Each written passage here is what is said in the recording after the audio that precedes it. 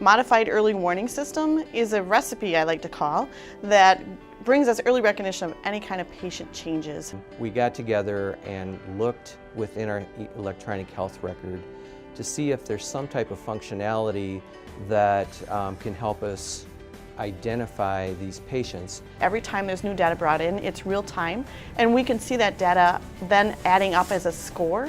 A normal M.E.W.S score will usually score between 1 and 3. Between 1 and 3, we're not terribly concerned. Some patients even score 0. Between 3 and 6, they'll score what we flag as a yellow score, and that means it's something that deems attention but nothing of immediate concern.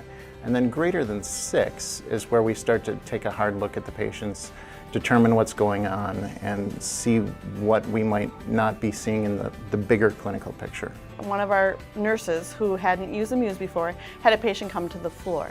The first thing she said to the SWAT nurses, her score is a 20.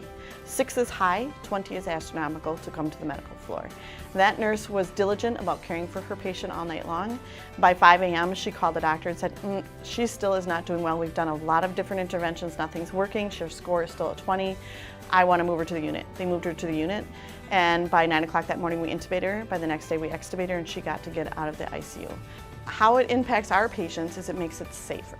I see nurses critical thinking all the time now, realizing when their patients are getting worse. I see doctors responding to nurses more positively because we can bring forth the information of what actually is happening with that patient from the time that they're here to the time that they're getting better or worse. As we go forward and we can actually do a history of M.E.W.S, I think it's going to bring even more value to our patients.